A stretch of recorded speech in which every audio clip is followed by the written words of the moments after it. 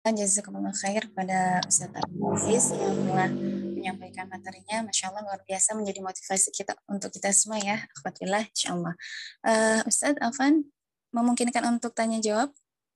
Iya, silakan. Oke. Ya, kepada para peserta, jika ada yang ingin ditanyakan, dipersilakan. Mungkin yang mau bertanya langsung boleh.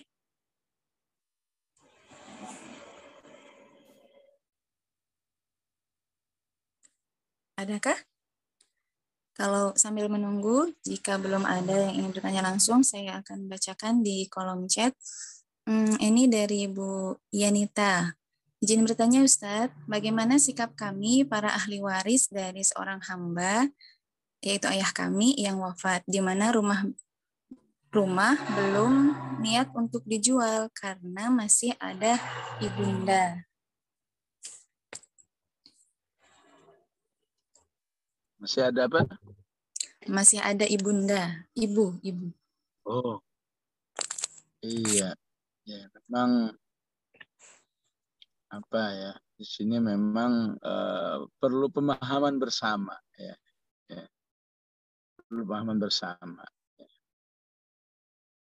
Ya, ya tentu kalau memang ada harta bergerak dan harta tidak bergerak ya. Ada yang liquid ya, yang cair misalnya ya harus segera diberikan. Nah, rumah ini termasuk yang bukan harta cair ya. Maka bisa saja ya kalau memang keluarga besar ya mungkin khususnya anak-anaknya ya masih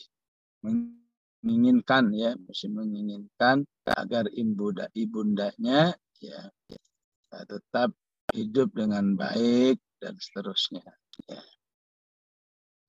Sangat mungkin karena itu semuanya harus sepakat, anak-anaknya ini harus sepakat demi ibunda kita, demi birrul walidain kita untuk pembagian harta yang sifatnya rumah ini kita bersabar dulu ya, kan orang tua kita. Adapun kalau mau yang lebih afdol, memang ibundanya yang berinisiatif. Ibundanya yang mengatakan, ya maaf ya saya bukannya butuh harta warisan, tapi saya sadar rumah ini sepenuhnya bukan milik saya lagi. Rumah ini milik kalian. Rumah ini hanya 1/8 yang milik saya. Ya, saya tidak ingin menikmati sesuatu yang bukan hak milik saya. Tuh. Tawarruknya ya, berhati-hatinya seperti itu. Tapi anaknya birrul walidain. Ya. Enggak usah bunda, kita ridho kok. Kita ridho ya. Walaupun ini enggak dibagi, ya kami ridho, kami tidak. Ya. Kami ridho bunda menikmati ini harta kami memang. Ya. Sisanya memang harta kami, tapi kami ridho ini dinikmati. Ya. Insya Allah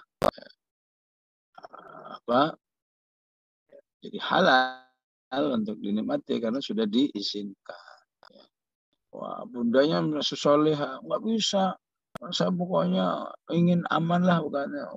Kata anaknya nggak bisa. Wah, di alangkah indahnya orang beriman ketika dalam bab waris seperti ini, ithar ya, berakhlak ithar. Yang satu ingin segera dimiliki, yang satu enggak, tetap nikmati. Ya, kan indah kalau begini. Ya. Seringnya kita lihat di lapangan, wah sudah meninggal, udah nggak mau tahu ya. Andai kata andai kata bundanya saking solehahnya, enggak pokoknya dibagi ya, dapat 1/8. Ya kalau nilai rumahnya cuma 1 M ya 1/8 kan ya sangat sedikit ya. katakan 125, nggak dapat ya. Kan bisa jadi pertimbangan. Ibu kalau cuma ngambil hak si ibu, nanti ibu mau tinggal di mana ya? Biar ngontrak, kami nggak ridho anak-anak ibu ini ibu ngontrak, biarlah ibu menikmati dulu, kami rela gitu, masya Allah. Jadi birrul walidain yang sangat indah ya, seperti ini ya. Nah, ini penting nih ya, penting bagi para orang tua, termasuk kita orang tua ini ya, yang ada bakat-bakat mewariskan ini untuk terus Rabbana hab lana min azwajina wa dzurriyyatina qurrata a'yun waj'alna lil muttaqina imama ya. Karena di bab ini nanti ada bab khusus harta ya. Rasulullah mengatakan ni'mal malus salih lirrajul salih ya. Maka indahnya orang beriman itu tidak saja ibadahnya, tidak saja akhlaknya yang soleh, hartanya juga soleh. Ya. Harta soleh itu apa? Harta yang tidak membuat keluarga jadi pecah, keluarga jadi berantem gara-gara merebut warisan. Ya. Yang salah satunya sebabnya tidak paham. Ya. Si ibadah, kasus di lapangan, si ibunya nggak terima. Saya menemani dari kecil, ya. Dari nol bersama ayah kalian, masa saya cuma sampai 1/8 ya. Memang ya Allah itu bertahun-tahun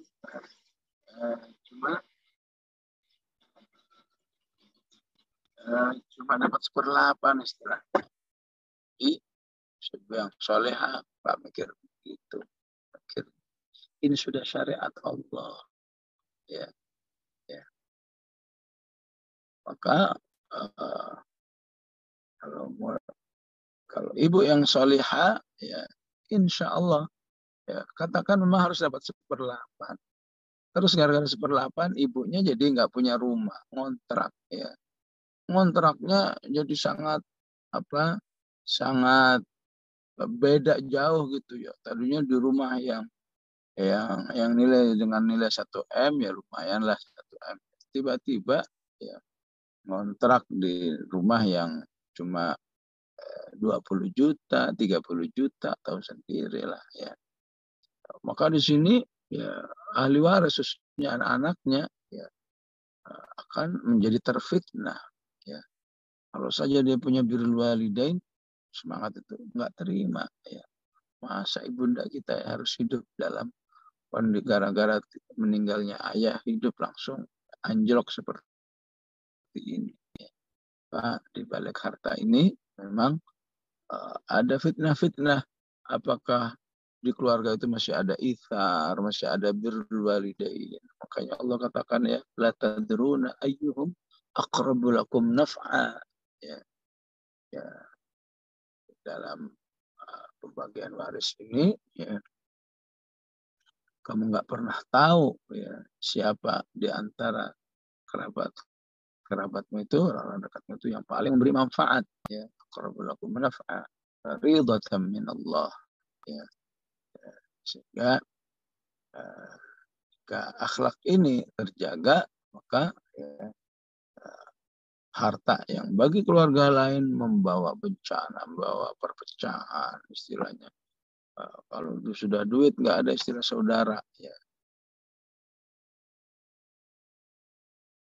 Tapi bagi satu keluarga justru ya warisan itu membuat suasana semakin soleh, semakin takut kepada Allah Subhanahu wa taala. Wallahu a'lam. Ya, Masya Allah, demikian Bu Yanita atas jawaban pertanyaannya. Baik, pada para peserta, mungkin ada yang ingin bertanya langsung, dipersilahkan.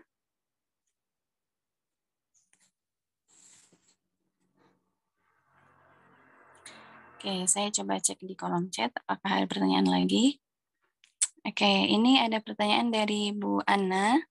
Mohon maaf Ustadz, menyambung pertanyaan sebelumnya, apakah ada konsekuensi kepada almarhum ayahanda ketika warisan belum dibagi secara real? Nah, bagaimana Ustadz?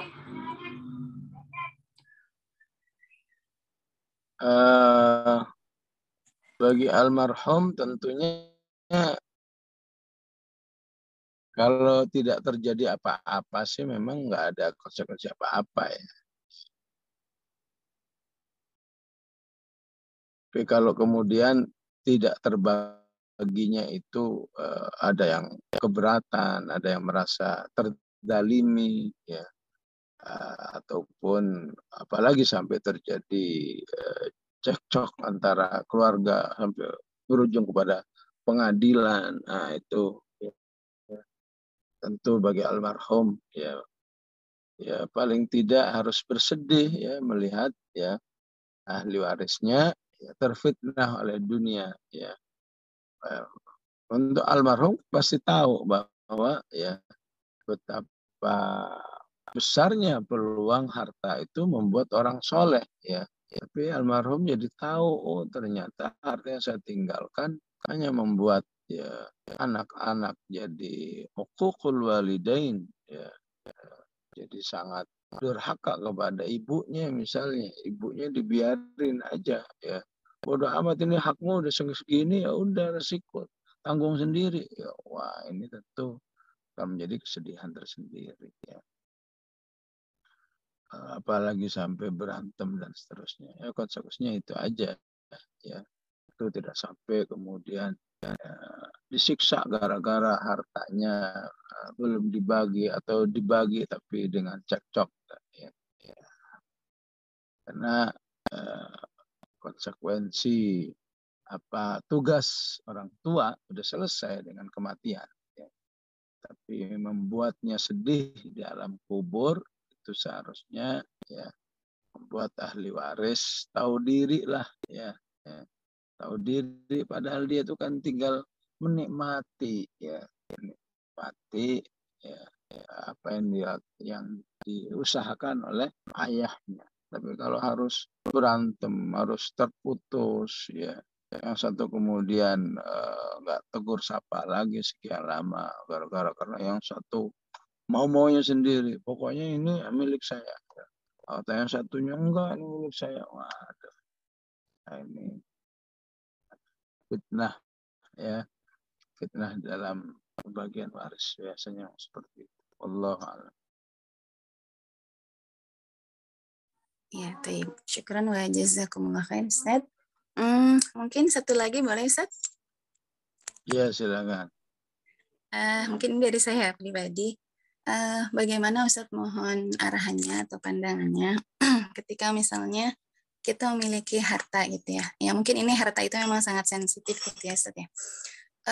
Ketika kita sudah mencoba menabung gitu ya sedikit demi sedikit, namun ketika di waktu yang lain gitu ya, ada seseorang yang meminjam uang kita. Nah, sedangkan tabungan kita ini misalnya untuk umroh ataupun haji.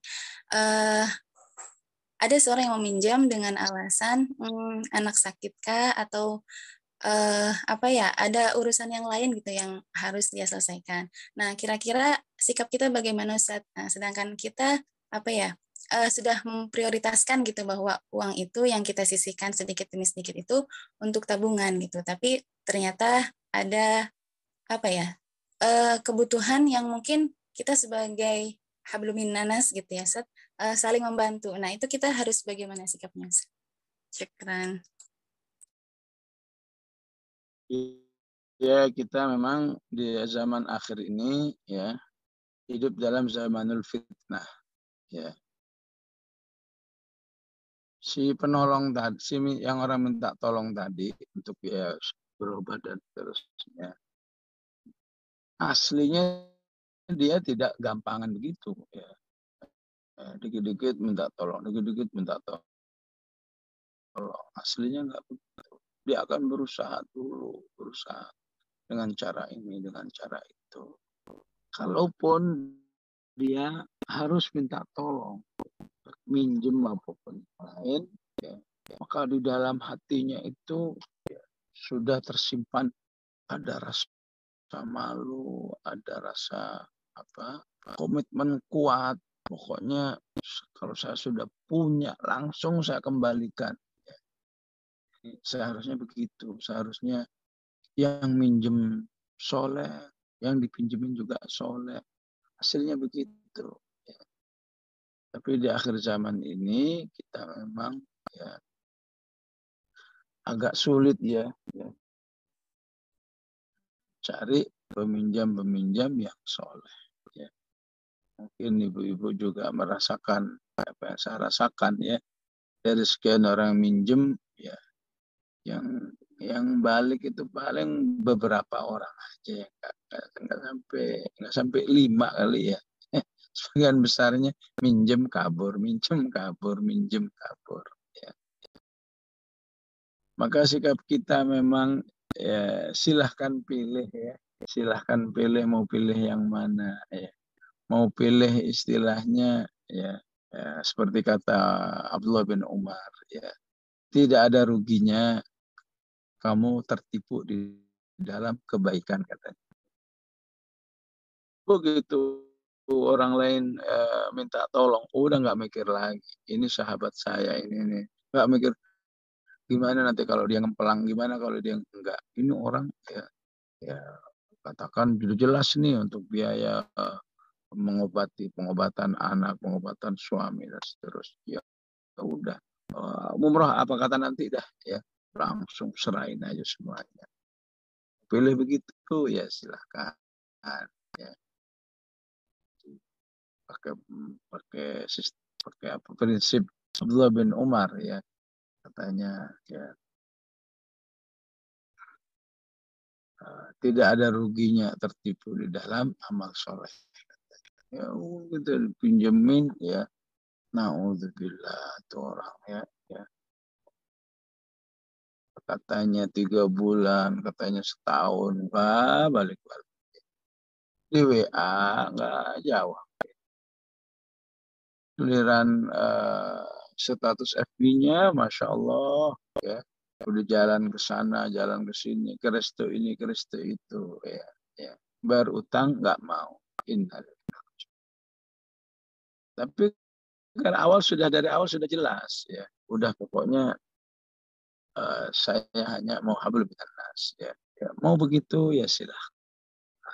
Yang penting, ya, istilahnya innama nut'imukum liwajhillah la nuridu minkum jazaa'an wala syukura. Saat saya meminjam ini saya hanya minta apa? Saya hanya minta balasan dari Allah. Ya, kalau dia mengembalikan, berarti dia memang peminjam yang soleh. Dia nggak mengembalikan, urusan dia dengan Allah Subhanahu wa Ta'ala.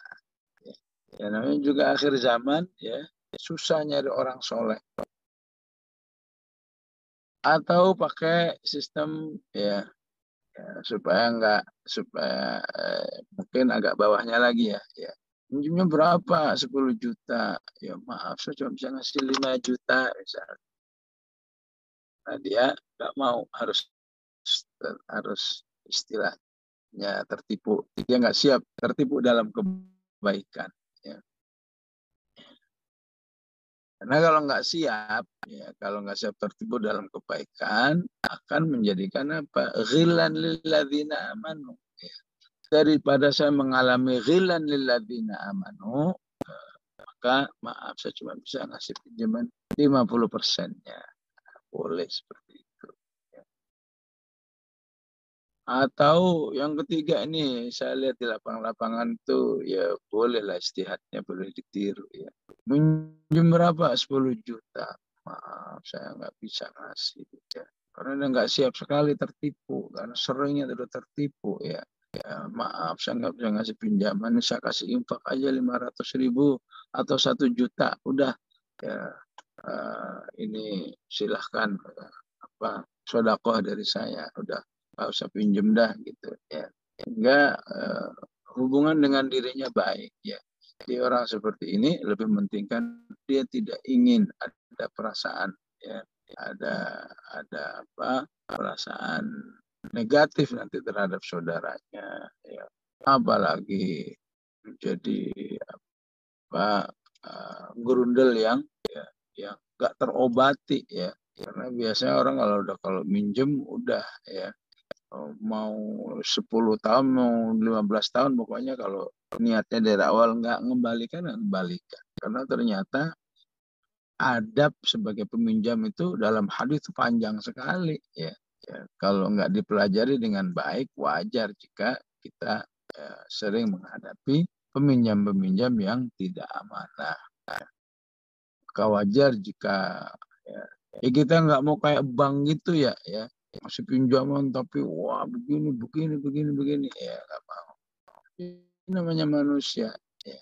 Giliran dipersulit baru dia mau. Giliran dipermudah dia menyanyiakan kemudahan yang diberikan. Seharusnya hubungan manusia orang beriman dengan orang beriman dalam urusan harta harus samhan, harus tolerantif, harus kalau istilah masyarakat itu gampangan gitu ya. Yang satu gampang nolong, yang satu gampang berterima kasih, ya satu gampang minjemin, yang satu gampang mengembalikan, itu aslinya seperti itu. Ya, akhir zaman ini memang agak sulit ya. Ya silahkan mau ambil sikap yang mana ya. Kita ukur-ukur aja diri kita mampunya yang mana ini ya. Baik, Allah alam.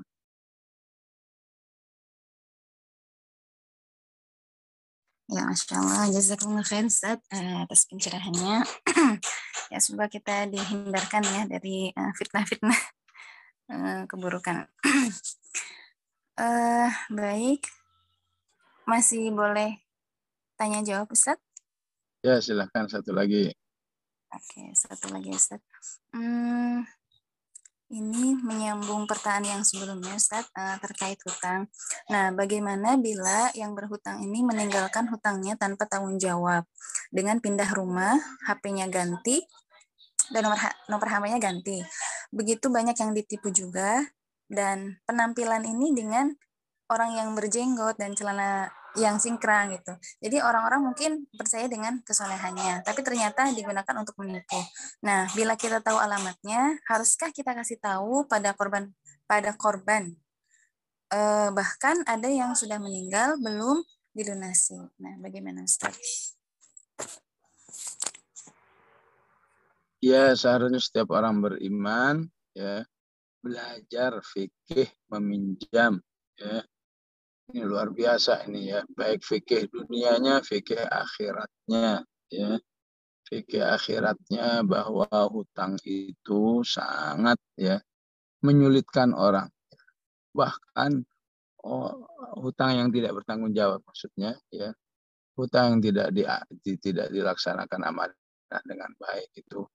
Jangankan orang cuma ya katakan ahli Quran, ahli sholat, ahli sedekah, ahlul jihad yang merupakan amal yang paling dicintai oleh Allah, gara-gara hutang itu bisa akan mengalami kesulitan di sana.